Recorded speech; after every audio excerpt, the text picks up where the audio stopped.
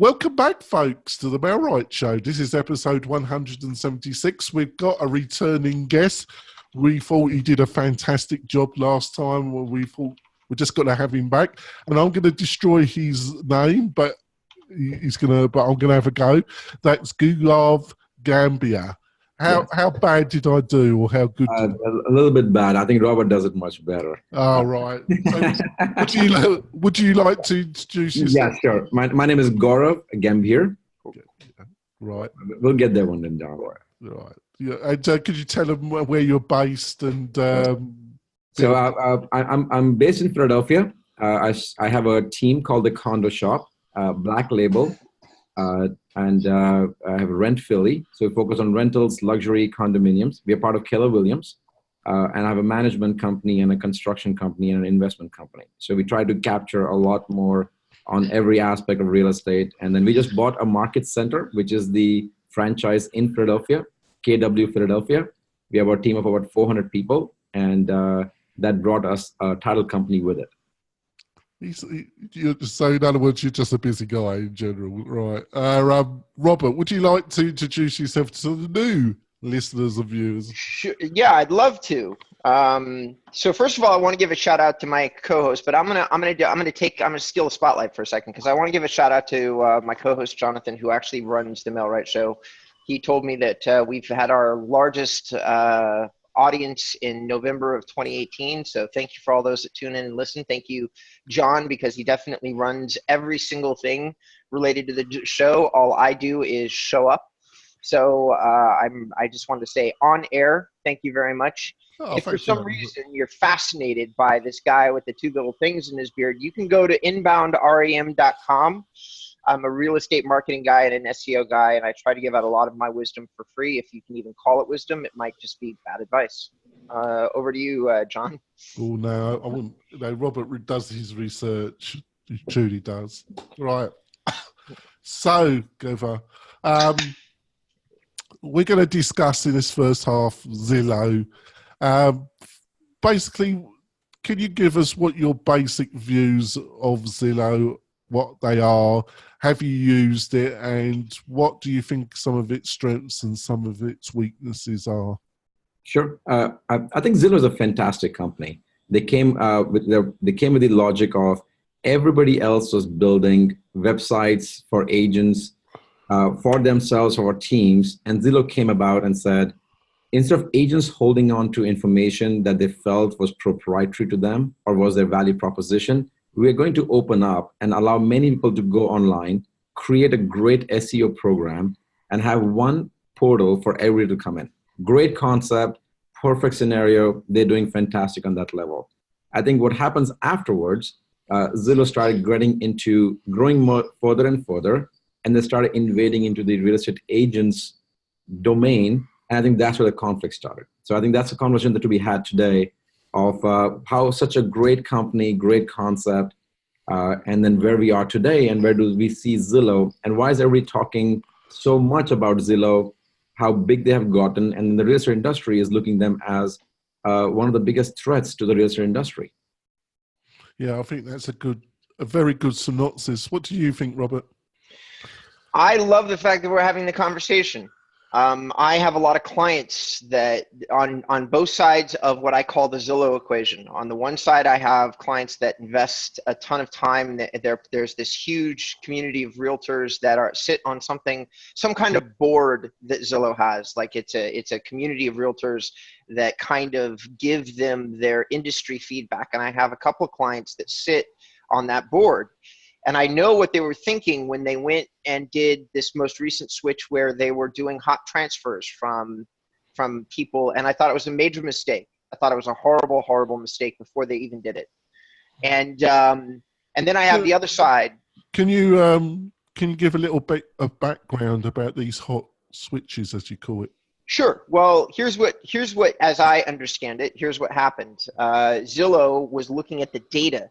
And the data said that these realtors that were paying for their advertising, that 50% of the leads that were generated through the Zillow platform were not contacted. Okay, they were never called. And I'm not sure if they were tracking emails or calls, but their data, however they generated the data set, was suggesting that 50% of the leads that they were getting were not contacted. So they got this brilliant idea that said, hey, what if we, as the market is heated up, as their people are spending the same amount of money and getting less and less of a return, as Zillow is trying to make more and more of a profit, they said, hey, why don't we try to dip into this pool of what they perceived was an untouched 50% of their lead base. And what happened was it was a disaster. So they would look at your account and say, hey, you normally get 12 leads. So what we're going to do is we're going to contact these 12 leads. We're going to qualify them for you, and we're going to throw over the leads that we think are qualified. So number one, they weren't able to ramp up a call center that did a very good job of nationwide qualifying Zillow leads. And being a call center guy that literally came from that industry, I looked at that contract and said, there's nobody in the world that is big enough or qualified enough to handle a team of 1,000 people and get them all trained to do hot transfers the right way for Zillow. That was number one. And then number two, and much more importantly, in my opinion, was the fact that there's no way that all these realtors, because I deal with a lot of realtors who spend $600 or $1,000 or $1,500 a month, and it's a lot of money for these guys. It doesn't matter who they are. It's a lot of money for them. I have a few brokers that spend 10, 20, 30, 40 grand, and they don't look at their advertising as close as the little guys do because they've got 9 or 10 advertising buckets, and they're not, and Gaurav can probably speak to that much better than I can. Okay. But these little guys pay a lot of attention to their budget. And there's no way in this universe that they weren't paying attention to 50% of their lead stream. There's nobody in the world that can convince me that they were simply ignoring half of their generated leads. I think that what was happening is they were looking at them and were able somehow to pre-qualify them for whatever reason. They could look at the email address. Maybe there was a sentence that came in with the lead. Maybe there was something that said, this is not qualified, and so they're not going to get my attention in terms of who I'm going to contact the fastest or who I'm going to spend the most effort on or whatever that statistic was. So that's my opinion on this recent hot transfer. Gaurav, I'm curious to know, can you add something? I'm taking my notes because I have so many topics to talk about. I'm on the other side of the spectrum, Robert. I consider myself from the business perspective. Let's think if I was Zillow, and considering if I was a smart businessman, how would I think? So there's a whole pool of, I'm getting into industry and I tell the world, I am a lead generation company. I'm going to go online and I'm going to generate people coming in. I have millions and millions of people coming in on my website. I'm generating and giving them value of seeing the data. And then I say, well, the way I'm going to make money is having those people the contact information, and I'm going to give to the agents. So you start selling the leads to agents in certain zip codes, and you start charging them $20 a lead. Then there's a huge demand saying, oh, this is great. At $20, I can buy a lead. Why would I spend so much money in marketing and creating the value? It's easy to buy the leads. Then the supply and demand went to $40, then $60, then $100. Then they changed the model of, you're not exclusive anymore. You're going to be the top 3, and they have different algorithms that convinces you have a certain market share. And that market share is like number of shares you can sell, and we're going to dilute your shares as we get more people and investors into the company. So we continue diluting my shares again and again, and every single time I turned around, I had less number of shares available, I had less space available because there was more demand. It got to the point we were paying almost about $175 a lead. And that leads are not really all balanced leads where I can make money from. So now I have to go to them and try to, I have to catch those clients, get in touch with them, make sure that I can make some money off those clients. So now the problem here that happens is, now Zillow looks at it, says, well, I have all these millions of people coming in. They go through my portal. I give the leads to people. I know my conversion rate is going to be 3 to 5%.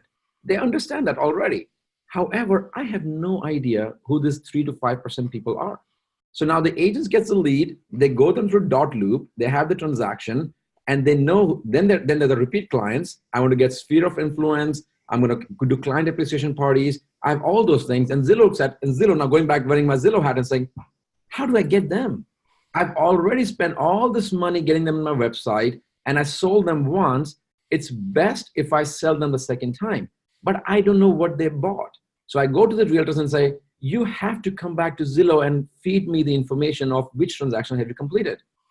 Agents are busy. They have no loyalty of going back and spending time. They hate paperwork. So now Zillow says, I'm giving it to you. I know you're selling them. I know you're making money from them, but I have no idea who they are. So guess what I'm going to tell you? If I tell you I'm going to force you to use me, you're going to say no. So what I'm going to tell you is that to help you go through the list of people, I'm going to create a program called ISA. Well, ISA is not really built in my mind from Zillow to help the agents, is to capture the information. Now I know that which phone number, the client, what are they looking to buy, how long, and guess what? I'm going to actually pre-approve you. So I bought a mortgage company. So I can make money from a mortgage company. So now I'm going to tell you a pre-approved client from my side who is now, information is on my system. And because you don't want to use my transaction, guess what? I'm going to go buy dot loop because that's what all you guys use transaction anyways. So for me, transactional data is the most valuable information for me to sustain in this business, which I didn't have before. So now what happens is the ISA comes in between the whole value that they sold to people before or my agents. And Robert and Jonathan, my value as an agent comes in from me, not through a robot or a person who has no experience. So what you're basically telling me is, I'm not as good of selling myself, so we're going to sell it on your behalf. My first contact is the most important one. If you call Comcast and you have a problem, you're gonna give your heart out of every problem you have. And if they say, hey, by the way, I'm going to transfer you, you're going to shorten your story. Then I'm going to transfer you to somebody else. You're going to shorten your story again. If you transfer me to the fourth person, I don't want to talk to you anymore. So what happens now? You have an ISA who, and actually here's an interesting concept. Less than 1% of people in Zillow who use Zillow actually register on Zillow.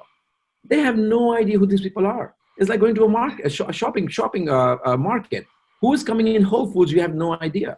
But if I knew who you were when you enter and you're leaving, I can know your pattern. I can sell you. I can sell you what might be a something which might be beneficial to you. So since Zillow didn't have that, it's important for them to create this ISA program. Now here's a second concept, and we're going to talk more about this as well. If I knew everything, if I'm Zillow, and my major money comes in, I spend ridiculous amount of money in SEO to get people. I make no money. I'm spending money on the ISA. $170 a lead is non-sustainable. Who is making the maximum amount of money in this whole transaction? 6%, which is the agent. Well, how do I put my hand into that? Because I need to control it. So what's going to happen is, now thinking from Zillow again. I'm Zillow. I generate the lead. I help you pre-screen the lead. I pre-approve the lead from mortgage perspective. I know what they like, what they don't like. I know when the last time they bought the property because I have a dot loop transactional data. Why do I need you, Mr. Agent, to pay 6%? Would you like to work at $250 for an hour? Or would you like to work at $1,000 a transaction? Why would I not do that? So what happens is Zillow just released their news that they were negative. When investors spend so much money into a corporation and they have to get the returns and the company is showing negative, the board of directors go back and tell their board members saying, I don't care what you do, you need to make money. And how do you make money? You look at the pool of money and see what is the biggest pot and the easiest pot I can tap into.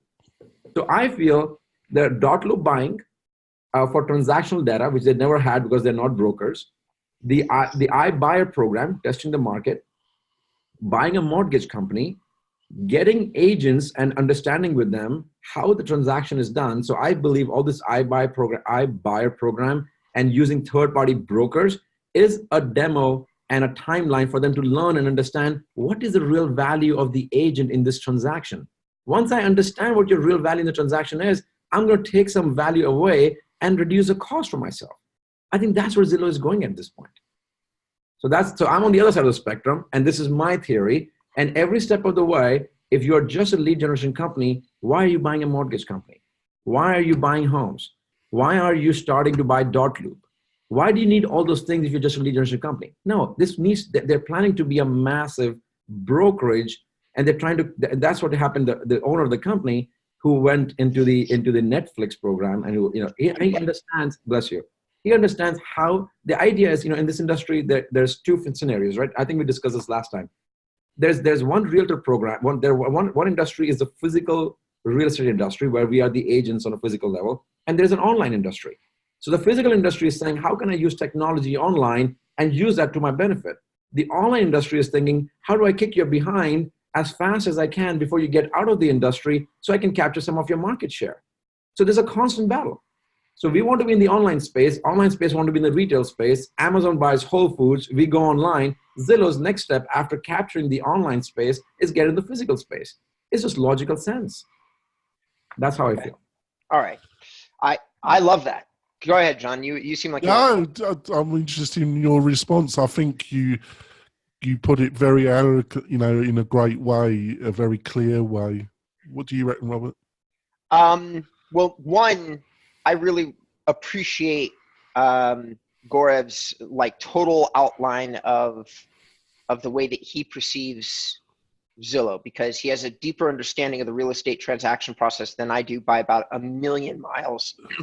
So I really appreciate that part. The part of the vision that I have, that probably I have a million miles more, and I don't mean this rudely, but the SEO part, the part where Zillow has built one of the greatest websites the real estate industry has ever seen, because they basically are optimized for almost every major and minor market for keywords that there is.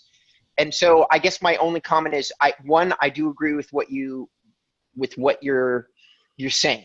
I do think that Zillow also realizes that right now they have a morale problem, because they cannot lose their advertising bucket right now in terms of how they're growing their business. They couldn't afford to lose all of the people that are using them as an advertising platform. So the hemorrhaging that they've been doing, because they have been hemorrhaging clients. I've been busier than I've ever been. I had to close down my sales department. And I'm just a real estate SEO guy. So the reason, a lot of the reason is I'm having small, medium-sized brokers, people that normally don't call me. They're calling me because they're done, or they're trying to figure out how to redo their budget. And everybody's starting to realize inside the real estate space, like that is a realtor or a broker, much smaller vision than what Gaurav just said, is that they're starting to realize, oh shit, I have to become a hyper-local expert. Because I agree with you. I think everybody instinctively realizes that these guys are going to go and take a big piece of the marketplace, and they're positioned much better than all the startups that are out there, because they already have the exposure. They already have 1 million, 2 million, 10 million, whatever the number is, people coming into their website each and every single month. They've got what they need. All they need to do now is just figure out what part of their portal they want to transfer and use for this new model. So I agree with them. I'm going to say what the solution is, because I'm going to take this a step further.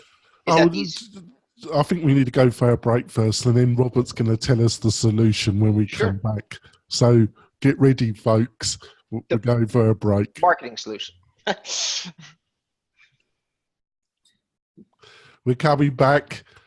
I think we've had some great insight about Zillow. I think what Robert and Gaurav have said has been spot on. Actually, I'm a bit surprised why people are surprised. What's the solution? What's the marketing solution, Robert? Well, here's what I've said for a long time, and here's what I'm going to continue to say. You can't trust a corporation that's run by a board of directors not to focus on what their best interest is. Their best interest is never actually going to be in the best interest of the agent or the broker, no matter what they say, no matter what you personally believe. That's simply not true. So what's the solution? Take your marketing destiny into your own hands. Become a local expert. So Gaurav and his team are condo specialists.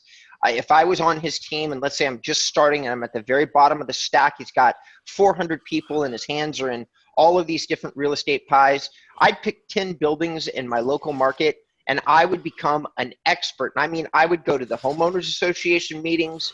I would talk to residents of these buildings. I would sound out what their concerns were with the building, with the local environment of that building. I would become an expert. I mean, I would know every single thing that was happening in this building and around that area. And then I would go online and I would start to do little videos on Instagram or little videos on YouTube. And I would put myself out there as these 10 buildings. I am an expert in these 10 buildings.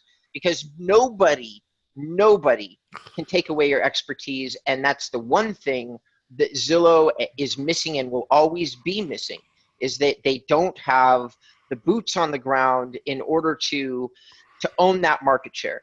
And more, if you want to be relevant in terms of being a real estate agent, you have to be a personal expertise center. You actually have to deliver a lot more value than just simply doing a transaction well. It used to be, I mean, and it's sad that that's the bar that real estate has been at for a long time. Be honest, do the transaction well, and voila, you know, have a nice smile on your face and a plate full of baked cookies when you come through the door.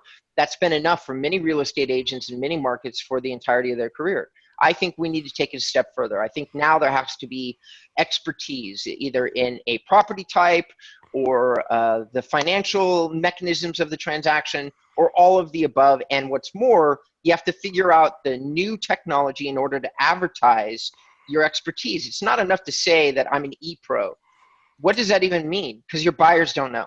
Your buyers don't know what that certificate means. So now you have to say, these are the things I'm good at, and put it out there. That's my opinion. What do you think, Gaurav? I would kiss you and hug you if I could, because you are dead on to the point. I appreciate every single thing you said, because that's the only way in 2019 and in the future an agent will survive. I talk about this in my market center, into my team as well. The value proposition of an agent needs to go up. Many people thought getting in this business is so easy. We'll be order takers. What they don't realize also, in the last 7 to 8 years, the market has been doing fantastic as well. When the shift happens, there'll be a huge change. You can't spend $200 a lead. You can't have somebody else, just like you said, a corporation who's going to say whatever they need to say to get past it. But at the end of the day, it's all about profitability. They have to make money, and they don't care about the individual. So what you have to do as an agent is increase your value proposition. I love your idea about buildings, and that's why there's so many other companies that are coming up. Smart Zip, there's a great company that came up, and we're looking into them. Realtor.com have increased their value proposition on what they can offer. So other companies are now looking at Zillow and saying, you are so expensive, it makes no sense for us to spend $200 a lead. I can take everybody for a steak dinner, and they'll probably be my best friend for life. And that is much more on a repeat client as compared to paying for $100 for a lead that I don't even know. So we had our top 20% office meeting today.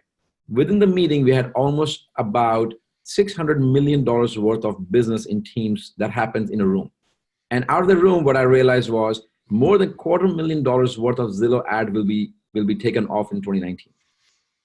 Zillow is going to see a huge drop, because they got to a point where it doesn't make sense anymore.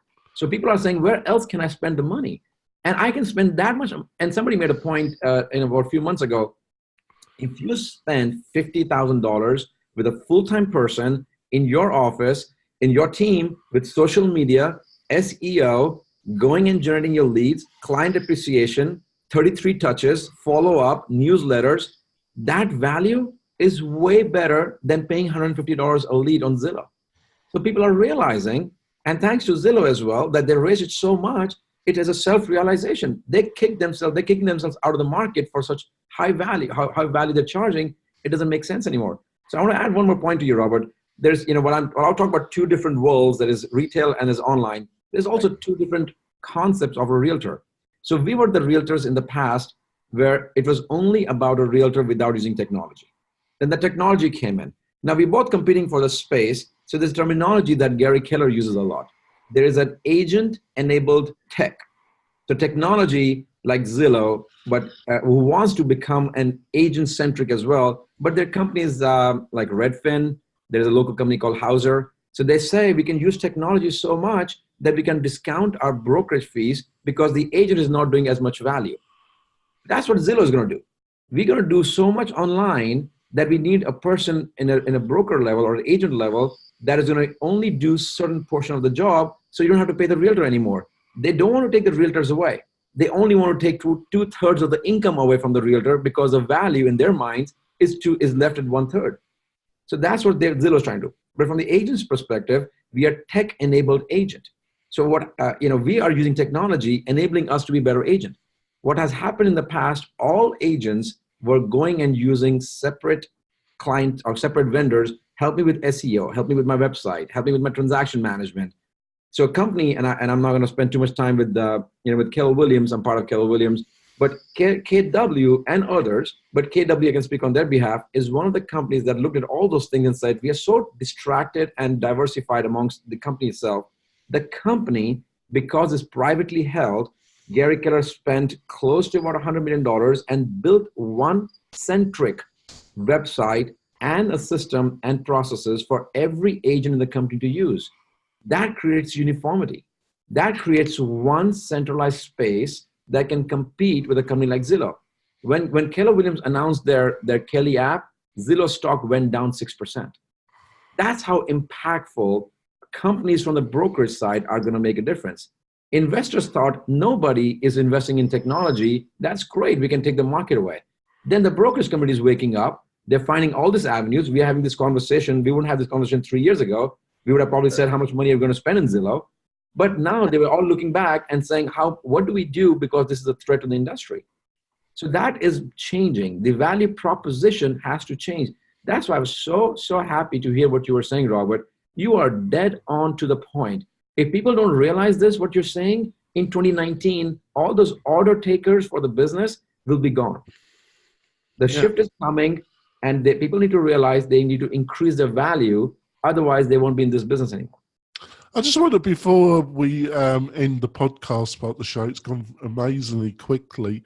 When we go on to the bonus, it's a bit about Open Door and iBuyer, and how they're sold. In a highly inflated. I just want to see if you agree with this.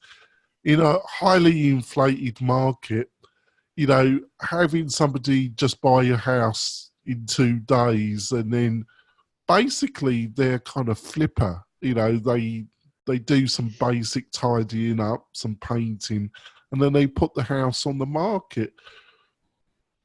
But what they don't say is they're wholesalers. So you're looking at 25, 30, 35% reduction in what you're going to get. Surely any seller, that's totally intuitive. They want to get the maximum price for their biggest asset they will ever own. In a way, it's rather deceitful in a way. What do you think? Robert, you want to go first? Yeah. Robert, do you want to go first? No, I want you to do. No. Nope. Okay, so I'll tell you from what I perceive them as well. I think the whole idea, the maximum amount of money you can make in a transaction is in the appreciation or in the real estate asset, and the transactional, which is 6%.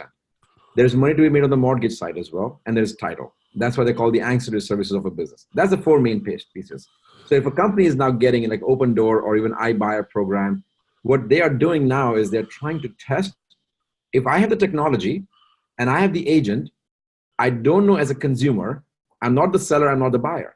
So the iBuyer program is, how do I understand how does a seller think in a transaction when they're dealing with Zillow and they're dealing with the agent, and how do I interact and I experience as a buyer? So there's a whole understanding of the psychology of a seller and the buyer side. They have enough investment to invest in product like real estate in a brick and mortar to understand the concept as well.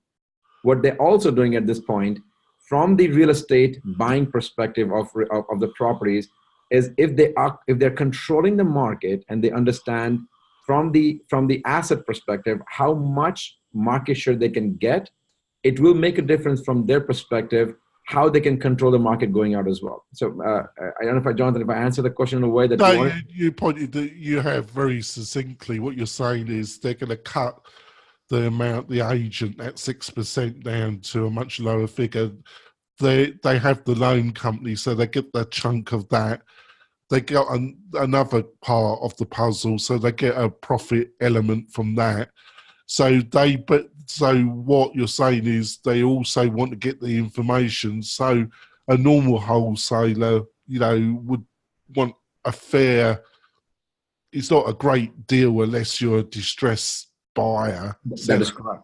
But they're going to do it in a way so that because they're hitting other centres of profitability, they don't really require such a large amount of equity that a normal wholesaler would require. I think that's what you're saying. And also, if there's anything that that anybody can do remotely, why would you not try to save it? The whole Y2K time when everything was being outsourced, the outsourced industry that came by, the VA industry that is very active now.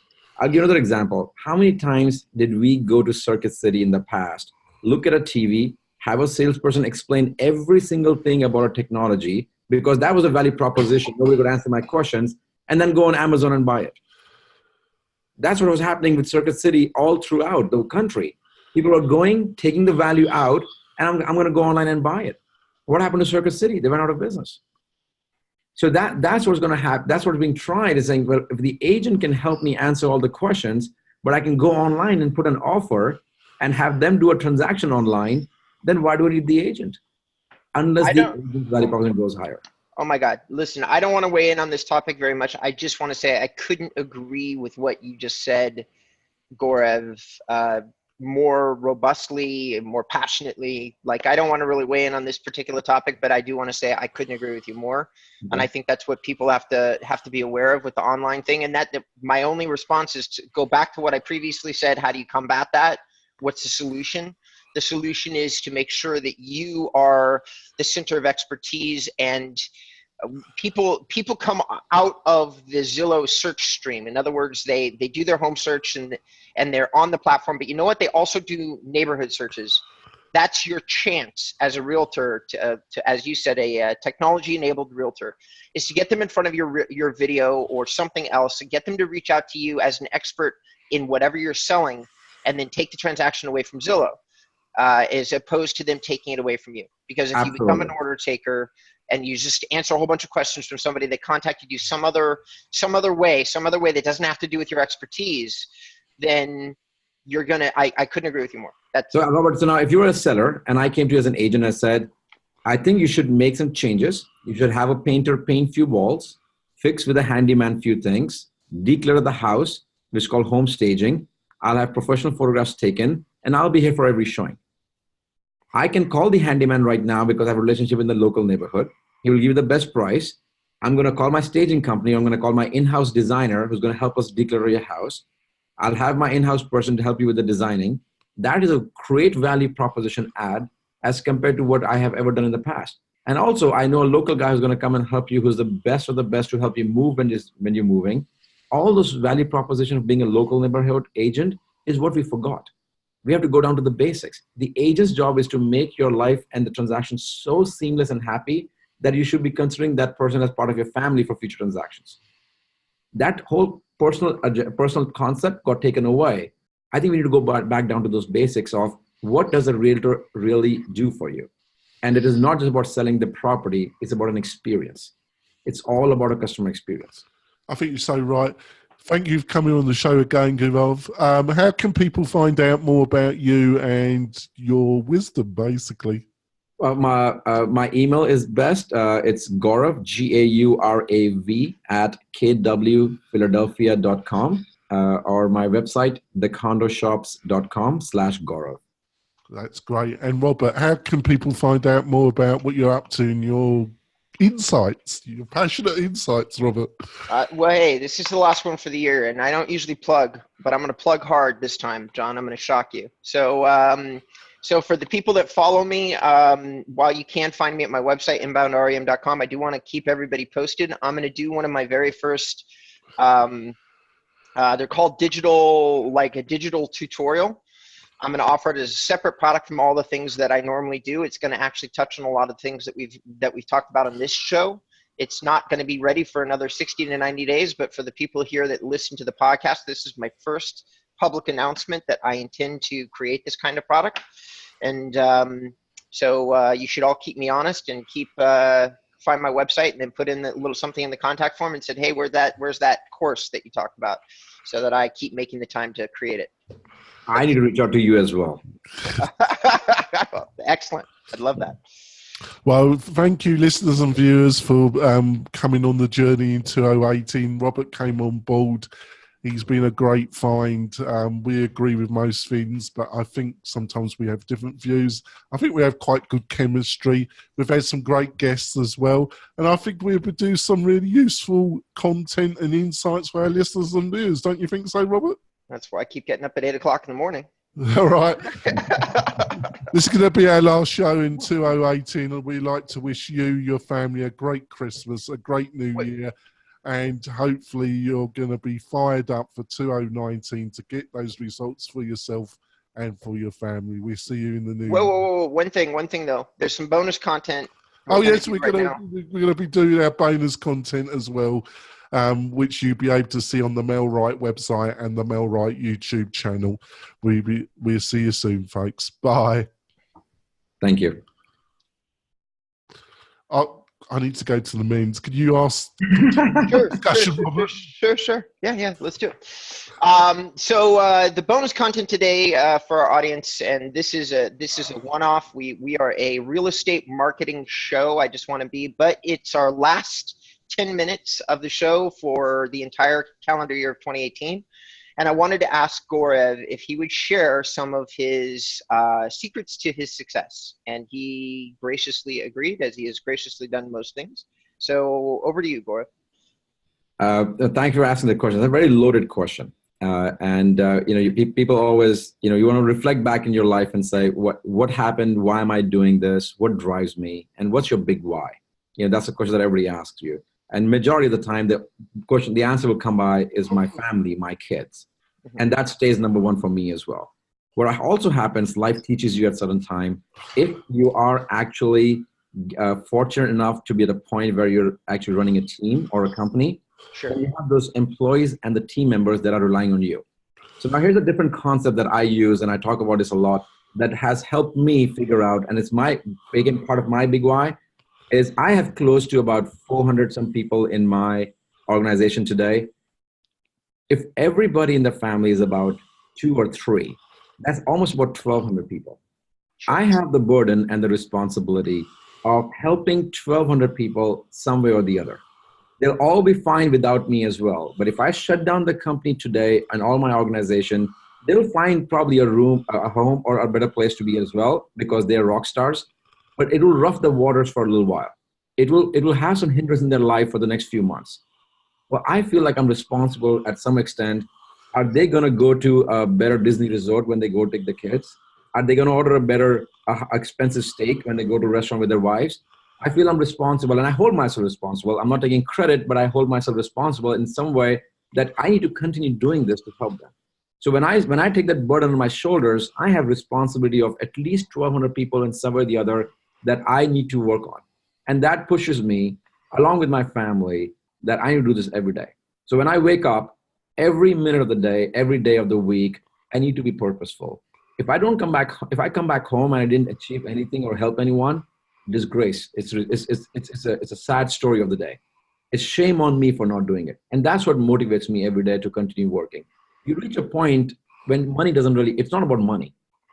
Money is necessary, it's helpful, but it's a much bigger purpose after that. And I'm thankful to God that it has allowed me to be in this point in my life where I'm doing this more for the passion and the compassion that I have for people. And money is a byproduct that comes. If there was no money, I'd probably sit home and watch TV with my daughter. That's important as well. So that's where the big thing is. And one thing I also realized, ask me about my success and the different businesses, there's not enough time in a day that I can do everything. So you start delegating, you start coaching, you start training your team, and then you create opportunities for them to be partners. We just announced 2 days ago in our condo shop, we have a partner now, her name is Kate. She was a director of operations, marketing person, then she's now a partner in our condo shop. We do about $150 million a year. That lady has spent so much time and shed her blood and sweat into the company, then you actually make them a real person who's part of the company. Now, that duplicates into different companies. I have a partner in every company. You even create shares in companies to create more than one partner. So it's very hard to find entrepreneurs and leaders.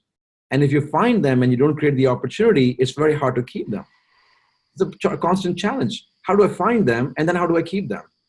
You have to create opportunities for them. So I believe in the team concept a lot. I never created a company. I was fortunate to create teams, and my teams helped create companies. So that I believe your big why inside, your passion to work, you lead by example, and then you create opportunities for others. That's how you build a culture. Culture is the most important part of your whole organization, and it starts from the top. It's local. It's always a local culture. You control the culture. These people see you and they monitor it. So that I feel combined in different things has been my big passion, and why I feel I've been fortunate to have some good success, a good amount of success in the last few years. But I have a great team, and I thank them. And it's the end of the year, so happy holidays to everyone. But I thank everyone to allow me to grow the way I am today. Without them, it was nothing. So people who are out there, remember, it's not just about you; it's about helping other people as well. I think that's great. So, how do you see 2019 going? How do you see the market? What's it going to be like at the end of 2019? I think it's going to soften. We're already seeing it softening. And I think there's going to be a lot of opportunities for, especially the real estate industry. So a lot of big money players may see a push down, but a lot of local players will see a great opportunity to make money. Majority of the money is made in the downside of a market. And that's where we have to be ready and prepared for. So if you're an expert of the market, be ready. It's going to be a great opportunity for you to make money. And you say a downside. What do you think going to be the driver of that downside? Because, in Northern Nevada, one which was not anticipated. It's interesting why it wasn't anticipated was the entry of hedge funds into the market, buying quite a lot of residential property and then renting it. That hadn't been seen at the professional hedge fund. Do you think there's a chance? Do you think they're just going to use this as an opportunity to buy more, or do you think their taste for residential land, to be a landlord, has been reduced for various reasons, and they might actually get rid of some of their portfolio in that sector? So in a graph, you don't know where you are in a market. That's a graph you always have to follow. We do know we are somewhere on the downs coming into the graph. We don't know how far down we are. So there's an opportunity for them to continue to make money. It could be a year, it could be a year and a half. But the minute it goes down, we don't know how lower it's going to go. So that is important from them as well. So the hedge funds are investing so much money now into the real estate industry because there's a value thinking, maybe we're already on the downside, and how much longer can I make money for return on the investment? We are, when we're in the height of the market, the returns on the monies are great. Rents are higher. Multifamily is on the top. We are seeing $4 a square foot per month rent in Philadelphia, where we had never ever seen. 2018 has just been phenomenal. Rents went up 30% in some of the buildings. All that, I think the multifamily and the commercial is where we're going to see a push down. Residential, the lending market has been tight, but I think the multifamily market is where we're going to start seeing a push down for 2019 as rents, interest rates at 5.5% will still be more valuable for people to buy a residence as compared to paying $2,100 for a studio. Okay. I'm tempted, maybe this is too large a question, but is the bonus content. I was listening to a radio program about the affordable rentable market in Sacramento, and it sounded quite dire. That a lot of people are buying multi-tenant properties, doing what they're recommended to do, and then basically kicking out the existing tenants. There's an increase in a lot of homelessness. There seems to be an enormous inability of the market to supply housing at a rate where a lot reasonable housing at a rate that people can afford. There seems to be it doesn't seem to be working. Do you see that just continuing, or do you think at some point there has to be a change, really? If I understood you correctly, I think it's part of gentrification. You have new neighborhoods built, expanding from, a core area. You buy, and people who can't afford, because there's a desirability, you'll upgrade the unit and you'll rent for more money. I could be wrong. I'm not an expert. I don't think that places that we have seen in Philadelphia neighborhoods actually creates homeless people. It would actually push them into further different neighborhoods, so that they always have to find. People are hardworking people, will pay $1,000 a month to stay in a 3-bedroom, 1-bath for a family. They may not be able to afford in the neighborhood that they were before. So it's just part of gentrification. It continues expanding a city. And I see that as actually a positive thing, to continue expanding it. So I'm not in favor of kicking anybody out of the house, but there's an economics based into it, and that's how you'll always grow a neighborhood, because you allow the opportunity for somebody to find a better home. It's probably also linked to seems to be the inability of the market, for various reasons, to build new stock. There seems to, especially in the Bay Area and in Southern California in general, a total inability to build affordable housing in the quantity that is necessary. Is that the same in your area? I'm not an expert to comment on that. Otherwise, I would definitely would. Sorry. Right. I'm going to let Robbie. Got a question, but I'm going off into the big weeds. It's smarter to say what you don't know. Don't assume things, and don't create content that I don't have. I'm not an expert. I don't want to misguide the listeners. Yep. Got a question, Robert? No question. I mean, listen, I'm going to make a general comment, and it's just it's a humble opinion, because most of my friends here in LA, if we're taking this to a personal level, give me a second, sorry. Most of my friends are artists and singers and dancers and theater performers. That's who I spend my personal social time with. I'm the only person that hangs out and does like a businessy kind of thing, and as a primary method of my economic return. And so having all those people here in LA, which is where I live, they're being forced out, or 10 years ago, I think maybe a couple of my friends were renting rooms. Now every single person that I know that owns a house, even the ones that have great jobs and a great income here in LA, we all rent rooms because mortgages have gotten so high and things like that. But despite all of that, and despite watching my friends struggle, and despite watching them move around, I'm actually with the general statement that Gaurav says. I think that gentrification is, as we as a population grow, as more people move into metropolitan centers, I think it's a part of what we're experiencing as a society. I think it's important. I think it's good. I think the more that we pack more people into a condensed place, it creates a greater understanding for all the parts of our population. That, my friend, Mr. Denwood, is the only nod that I'm going to give to your larger question. I think both of you pointed out that gentrification gets a bad rap. With what you say, I'm thinking of what both of you said. In a way, I agree with your opinion. It's given a bad rap. But the real drivers, which I'm not like you, I'm not in the position to pass comment on, gentrification is an easy target, where the real drivers are probably much deeper.